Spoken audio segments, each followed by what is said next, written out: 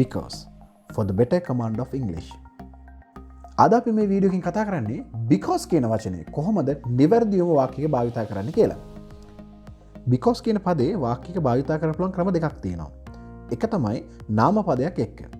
දෙවෙනි එක තමයි වාක්‍යයක් එක්ක. නාම පදයක් එක්ක සහ වාක්‍යයක් එක්ක. මේ තැන් දෙකේම because එක භාවිතා කරන්න පුළුවන්.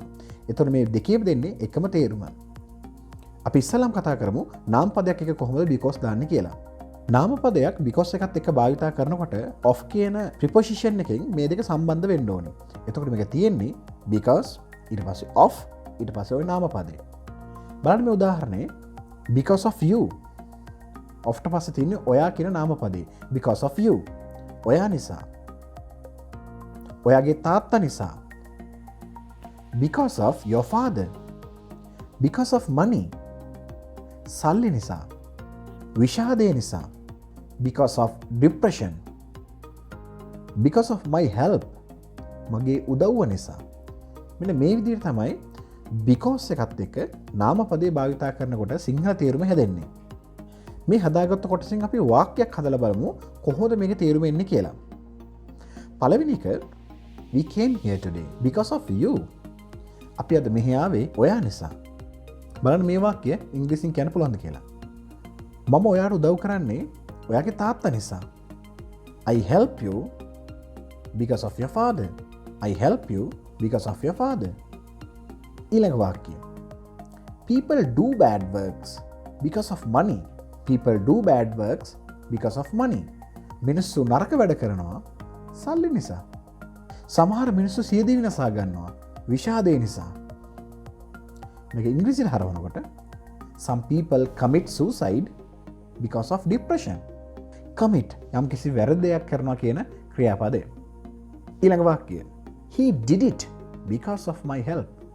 ඔහු ඒක කළේ මගේ උදව්ව නිසා. he did it because of my help. ඊළඟ වාක්‍යය. ළමයි විභාගේ සමත් වෙනවා ගුරුවරු නිසා. children pass examinations because of teachers. children pass examinations because of teachers. Parents work hard because of their children. දෙමව්පියෝ මහන්සියලා වැඩ කරනවා ඔවුන්ගේ දරුවෝ නිසා. දේශපාලඥයන්ට ඕනෑම දෙයක් කරන්න පුළුවන් ඔවුන්ගේ බලය නිසා. Politicians can do anything ඕන දෙයක් because of their power. ඔවුන්ගේ බලය නිසා. Politicians can do anything because of their power. දෙවෙනි අවස්ථාව තමයි because එකත් එක්ක අපි කොහොමද වාක්‍යයක් සම්බන්ධ කරන්නේ කියලා. එතකොට නාම පදයක් එකතු කරද්දී ගත්ත of වගේ වචන මේකට එකතු වෙන්නේ නැහැ. නිකම්ම because එකත් එක්ක වාක්‍ය එකතු වෙනවා. බලන්න මේ උදාහරණය because I'm hungry. සිංහල තේරුම මට බඩගිනි නිසා. because I'm hungry. මම ඔයාට ආදරේ නිසා. because I love you. because we went home. අපි ගෙදර ගිය නිසා. ළමයි ඒකට කැමති නිසා. because children like it. because children like it. because they are cute. උන් හොරතල් නිසා. උන් හොරතල් නිසා. මේ කතා කරපු උදාහරණවල විදිහට because එකත් එක්ක තව වාක්‍යයක් සම්බන්ධ කළාම මේ සමස්ත කොටසම phrase එකක් විදිහට තමයි ඉංග්‍රීසියෙන් හඳුන්වන්නේ. phrase එකක්. ඒ කියන්නේ වාක්‍ය ඛණ්ඩයක්. මේ කොටසම වාක්‍ය ඛණ්ඩයක්.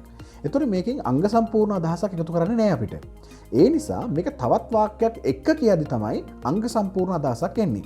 බලන්න මේ උදාහරණේ ඔය කියන අංග සම්පූර්ණ වාක්‍ය හදන්න ඔයාලට තේරෙනවද කියලා. We came here today because you called us. We came here today because you called us. අපි අද මෙහි ආවේ ඔයා අපට කෝල් කරපු නිසා. ඊළඟ වාක්‍යය. මම ඔයාට උදව් කරන්නේ ඔයා මගේ යාළුවා නිසා. I help you because you are my friend. I help you because you are my friend. People do bad works because they are foolish. මිනිස්සු නරක වැඩ කරනවා ඔවුන් මෝඩ නිසා.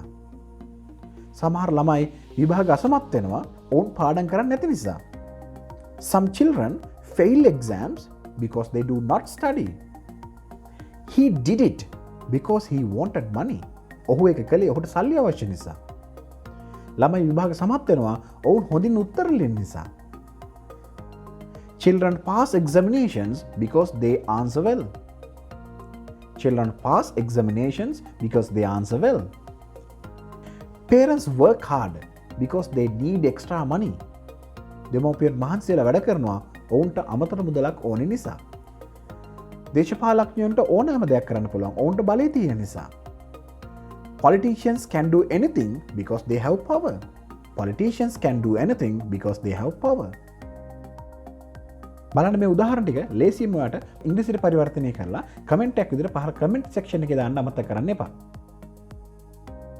මේ වගේ වීඩියෝස් මම නිතරම අප්ලෝඩ් කරන නිසා ඔයා මගේ channel එකට අලුත් නම් subscribe කරලා bell icon එක ඔබන්න අමතක කරන්න එපා. එහෙම වුණොත් මම වීඩියෝ එකක් දාපු ගමන්ම notification එක ඔයාලා ළඟටම ගෙන්න ගන්න පුළුවන්. වීඩියෝ එක හොඳයි නම් like එකකුත් දාන්න. යාළුවෙක් වෙනුවෙන් share කරන්නත් අමතක කරන්න එපා. තවත් මේ වීඩියෝ එකකින් හම්බෙමු. Until next time, goodbye you all.